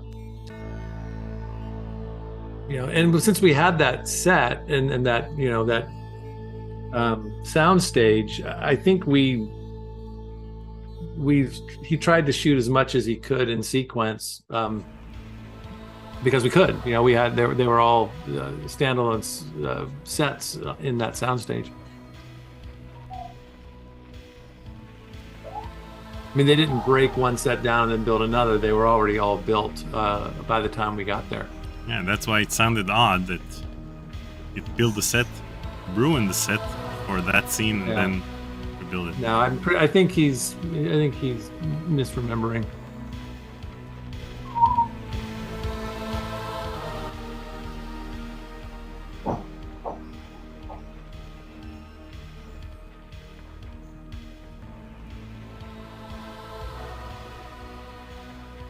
Shadow Rage, you are so hungry for information. Let's see if I can get some no more. backup data of any kind. No, everything was lost in the fire, as Gary said earlier. Yeah, I don't have anything left. Sorry. Other than the bands you've mentioned so far, what other bands were you into at the time? I was really into the industrial scene, so of course, 9 Inch Nails, Front 242, By God 20. KMFDM, Front 242. God, who else? Of course, Skinny Puppy and Frontline Assembly. Stabbing Westward. These are great bands. I've never heard of any of them. They're great. They're great band names. I almost so feel basically like everything on the Mortal Kombat soundtrack. Pretty much, yeah. Okay, now these tracks are particularly interesting because they are in the resource files on the games on the CDs that ship with the game, but they don't play anywhere in the game. Now you have to tell us where they're from.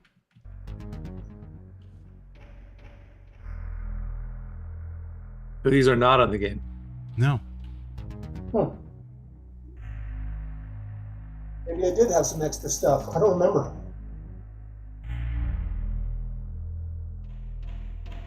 And I noticed you're only playing the stuff in game, not the movies. Yeah, we're gonna discuss one particular track that's not in game.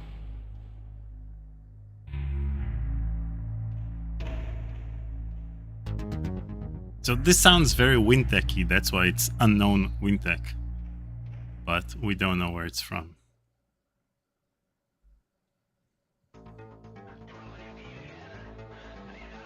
Here we I know go. that one.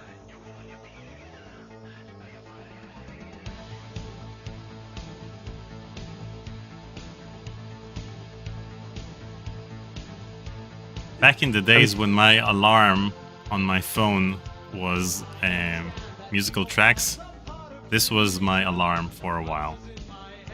I'd wake up in the morning with this. There's I'm hearing some music in the back of this song that actually is in the trailer. Yep. Like that. That's correct, yeah. The instrumental behind Where do you think it came from, man? I never knew that before. So the trailer is Rage without the voice. It's Rage adjacent. Yes. Rage adjacent. Okay. It is Rage adjacent. Wait, but you created that trailer in the middle of production, right? You said that Yep. Wes Plate edited it together to get everyone hyped about the game. Yeah, Andy's got a bug up. Andy West has got a bug up their ass and wanted to do it. And he said, "Hey, can you put together a minute's worth of music?" Yeah, sure, okay. I knew Rage was going to be part of it, so I just did it sideways. So, did you have Rage ready by that stage? Oh yeah.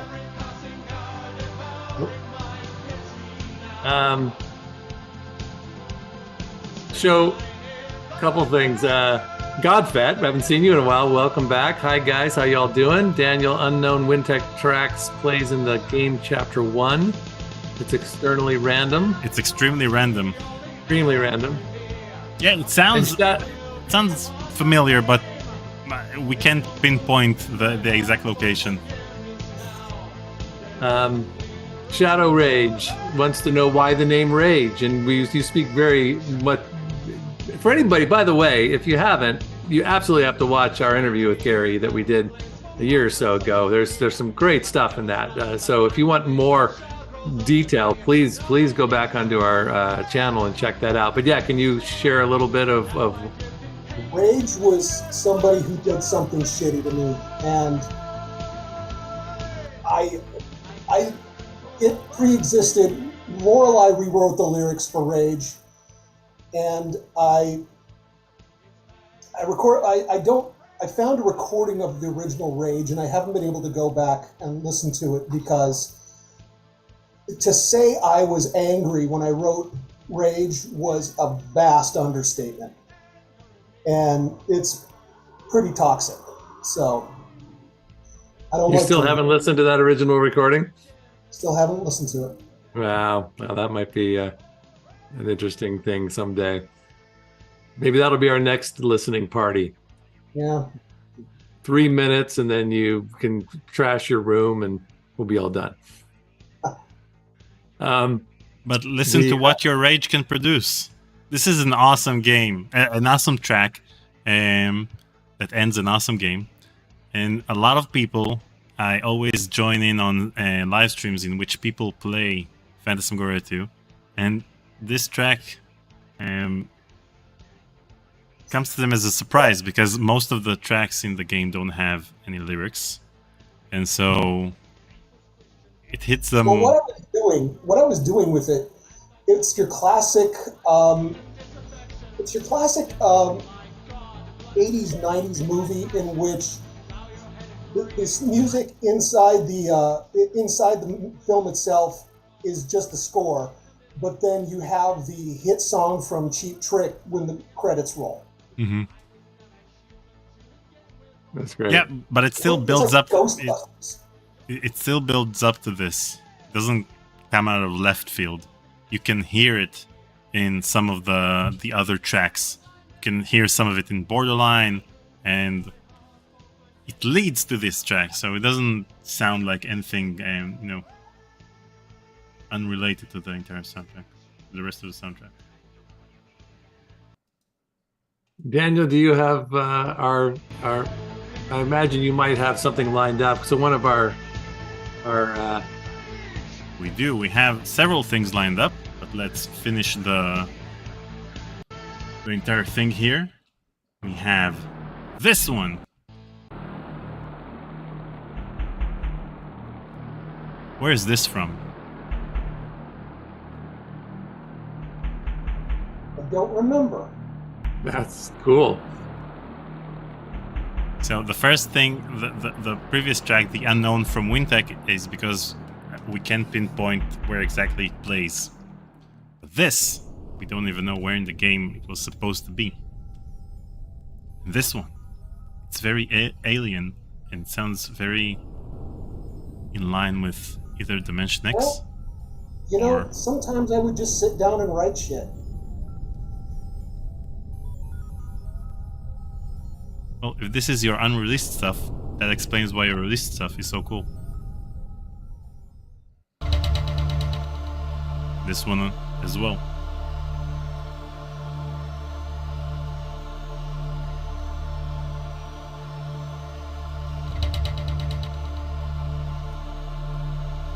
It's got nice movement. I'd forgotten about this.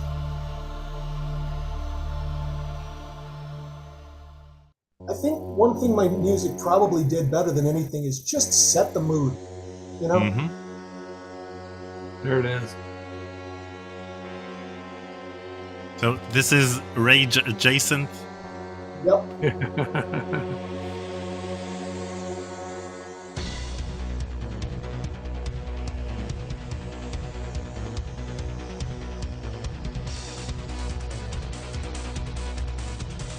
Now the music's great. Yeah, you got the entire crew hyped because according to Paul, they were all depressed that production is taking too long. We're not sure what we're doing.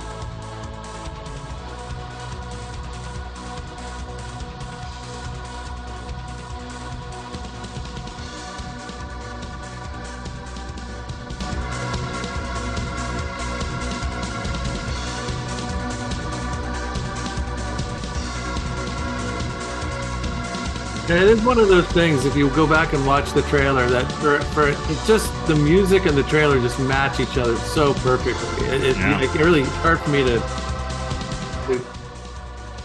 separate them. Yeah, Wes's editing works really well with this music. Like the drums have every time there's a drum kick, there's a scene change. And did you work with Wes on the music, or did you give him the Not at music all. and? I threw it at him. He said, "I want to edit to you," and so he. I mean, this is music made for jump cuts. He told me what he wanted to do. He told me what he wanted to do, and I had it done in a day.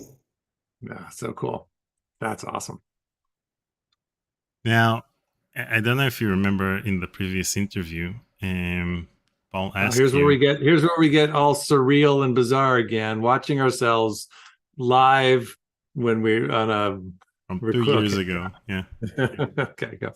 So one of the things he asked you is if you played Phantasmagoria 2 since 1996, and you said thing that the guy in was it Israel cooked up, the walking through, that was like, oh, I get to play again. This is cool.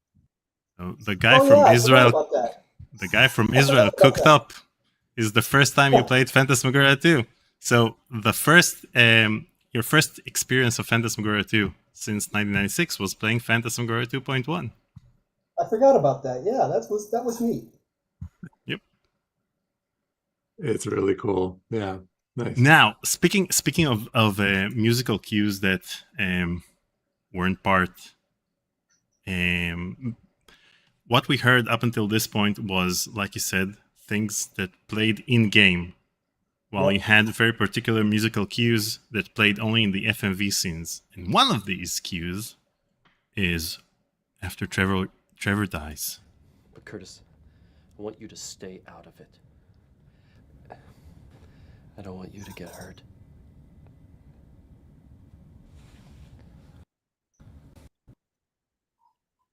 So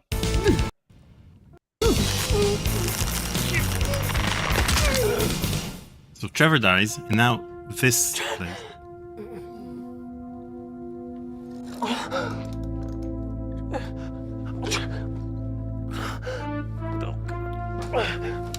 It sounds very King's Questy.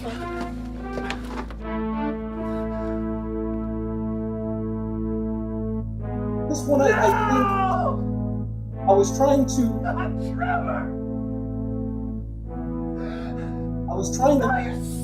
portray a change in resolve.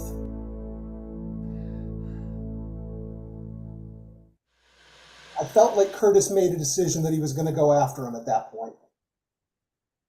Oh yeah. That's it. That was it. That was the tipping point. It's Yep. That's when shit came to fuck. Yeah. I'm like, yeah, that is when shit came to fuck. You're right. That's exactly right. That's exactly what I was thinking at the time. No one ever accused me of normalcy. Now, like I told you before, we get a lot of fan art for Phantasmagoria 2, but we also get fan music for Phantasmagoria 2. We heard Connor Eck doing a cover of the map music, but now we had Vincent Dortel, who sent us 3 tracks he tried to recreate by ear. Yeah, I am so sorry. I forgot to listen. I got that email, and then my life started exploding, and I forgot all about you. I'm sorry. Well, we're going to listen to them right now. I'll let you punch me if you want. Go ahead. Retired hockey player. Have a good time. So we've got The Computer Room. This is just him by ear putting it all together, huh? Yeah. Yep, and he's got the exact right patch on the exact right piece of gear. And he consulted with Connor Eck about the instruments themselves. So that's how we knew Connor and I talk shit a lot. We talk shop a lot.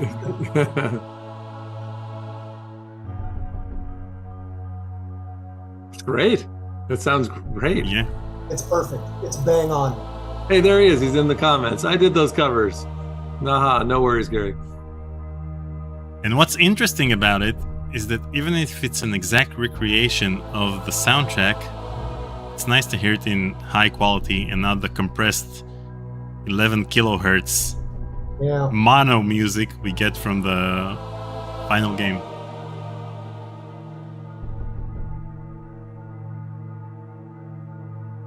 Have you ever? I think somebody asked earlier, and I didn't read. But had you ever been tempted? I think I know the answer because you don't like working alone. But was there ever a temptation to try to recreate this and so that you can get the soundscape that it deserves? Not really. You should. Yeah, it is what it is, right? It's Yeah. It doesn't fit in my life at the moment, but I could see it fitting in my life somewhere. So this is his recreation of Home Day 1. nice. Even those little gaps are great. Mhm.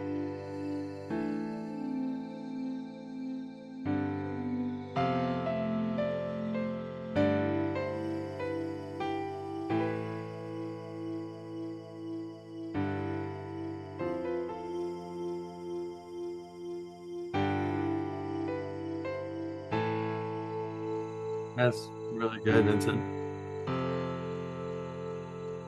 So maybe if you just need someone to bounce ideas off, you got Vincent. I wonder what it would be like today if I tried to do this with modern instruments, modern Mhm. virtual instruments. I just wonder what it would sound like.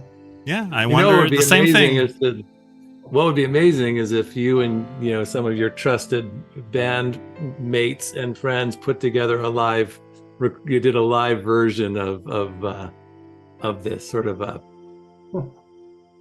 Yeah, if we ever get the Phantasmagoria 2 musical off the ground, then we'll need to have renditions of these tracks with lyrics this time.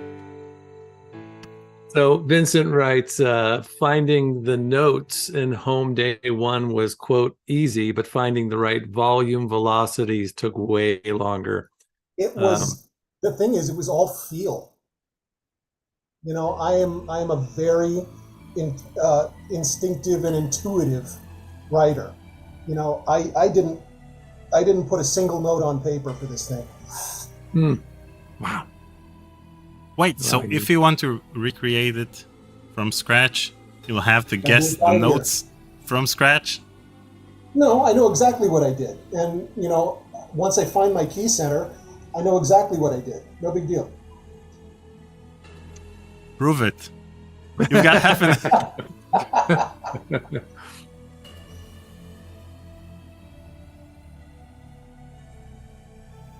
I think the biggest problem that he probably faced is he wasn't in my weird brain. He was in he was in his own brain and trying to figure out what is happening in my weird brain.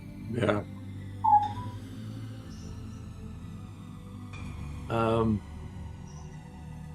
And for me, this is just like breathing.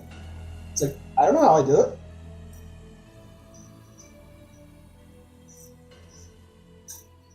So these were the 3 cover versions. It's a nice thing. It's a nice thing that YouTube is suggesting that I watch the live stream that we're currently streaming this very moment.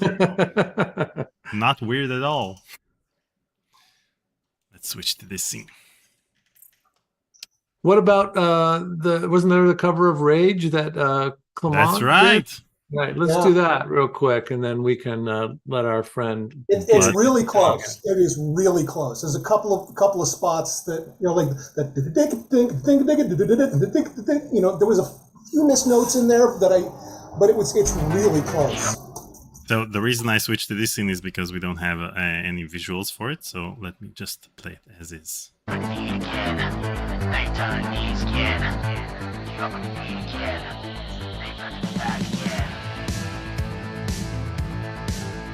So this is Clement, CJ. It's good. If I recall, he's monsters in my head, I'm supplanting my creator. There is nothing human about the things I'm thinking now. And nature's falling over will pay my sacred vow. Can control the beast that is my anger. Things will derail when I explode.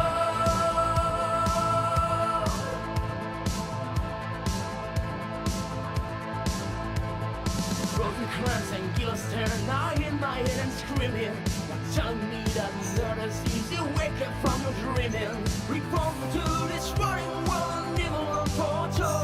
My blood begins to boil. Now the interesting thing is that after Phantasmagoria 2, you stayed at Sierra, right? And you remember what your next project was? SWAT 3.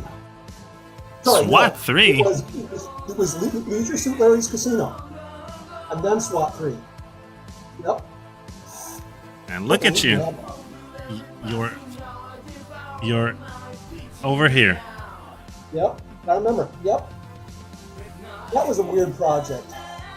It was, because it seems like it was created without LO, and it was kind of a... What it was supposed to be, the business creeps at Sierra thought, what, we'll just take a Hoyle game and reskin it as Leisure Suit Larry. It was a very unrealistic schedule. It was a very unrealistic expectation. And so you get to play the Leisure Suit Larry theme. I made up my own Leisure Suit Larry theme for that one.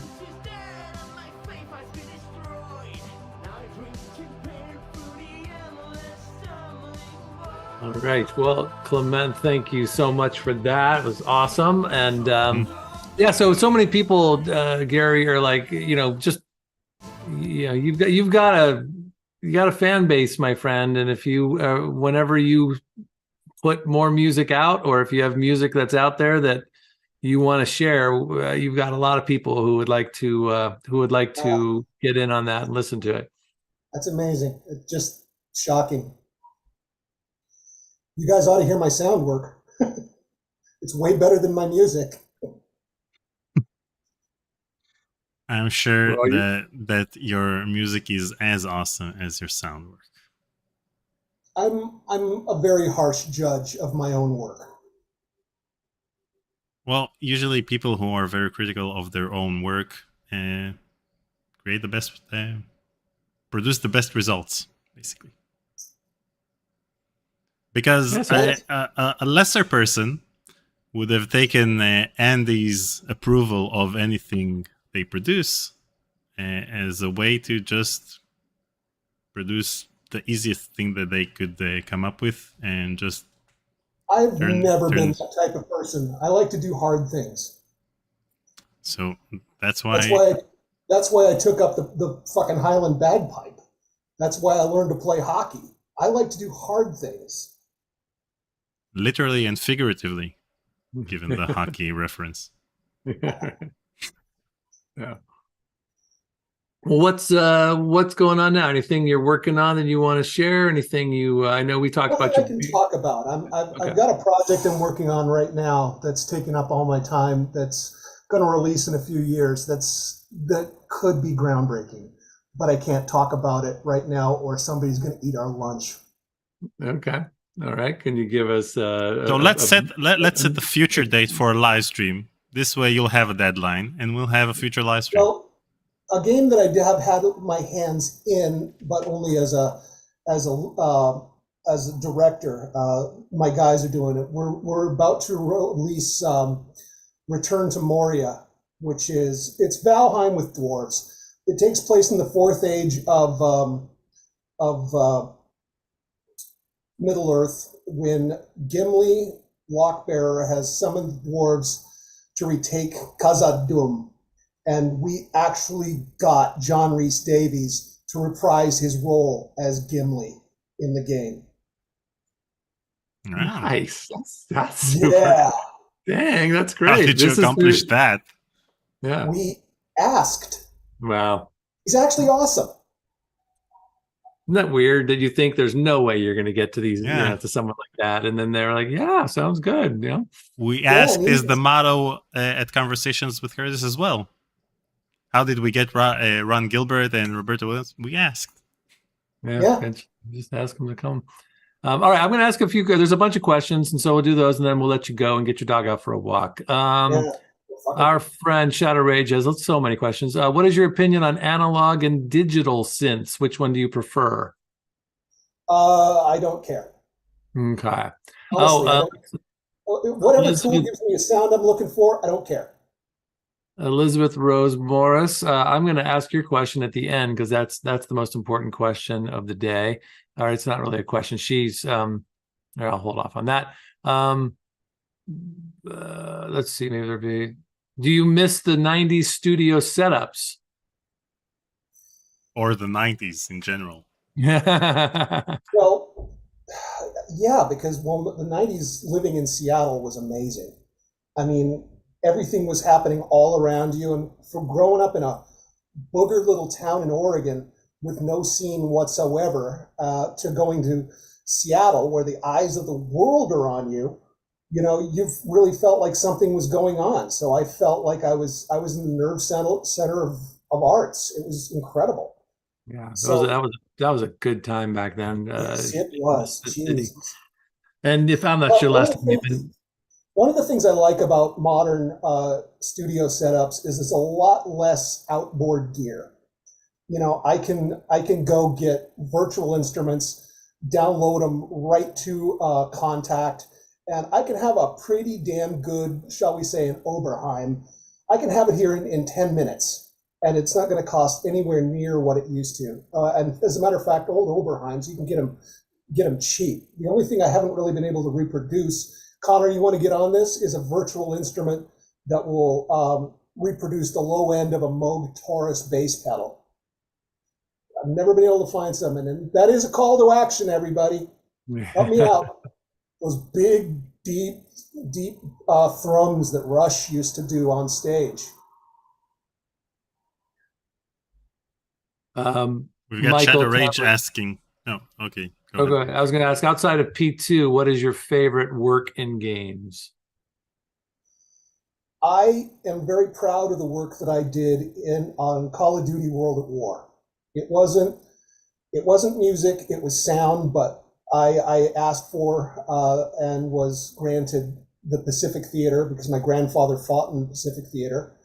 And I put a lot of energy into the guns, the bonsai charges. I really did some good work there.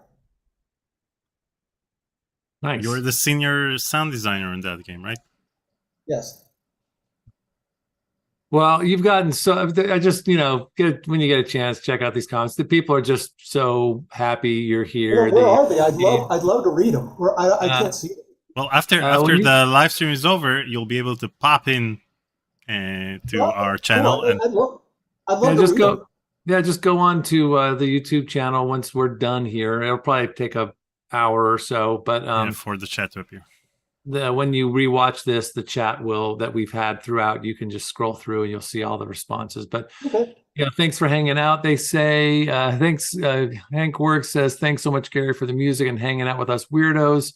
Hey, you're my people. I am weird as fuck. Okay, I am batshit crazy.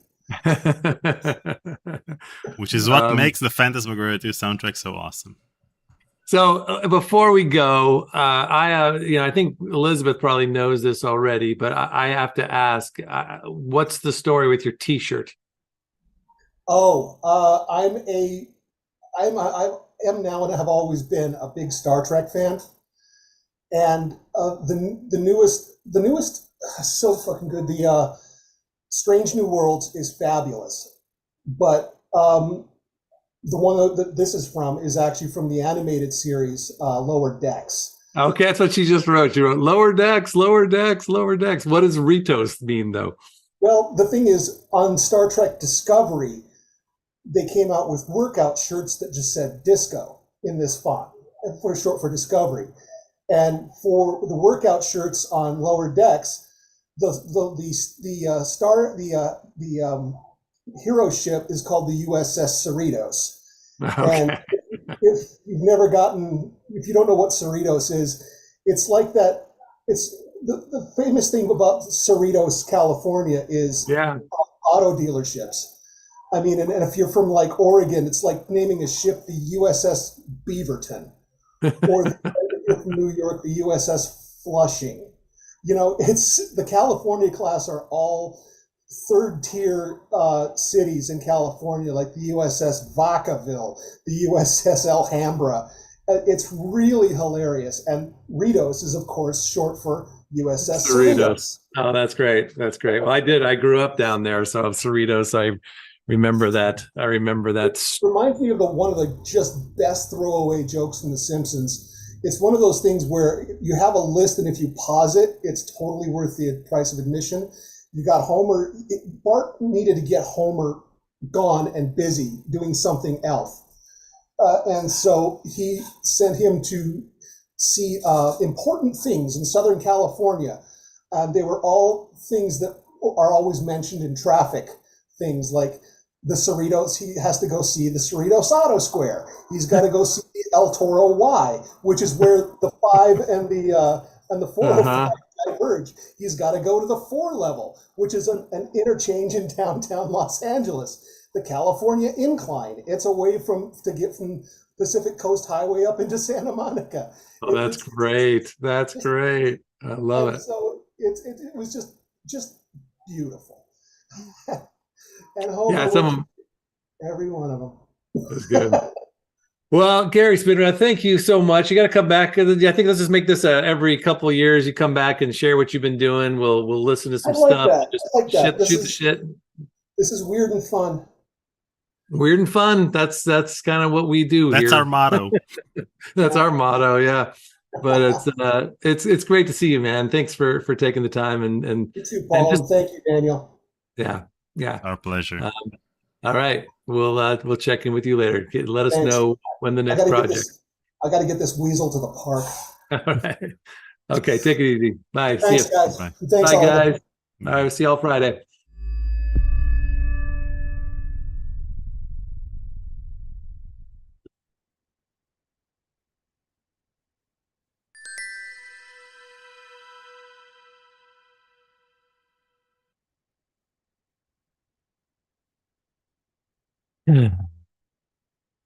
Ritos.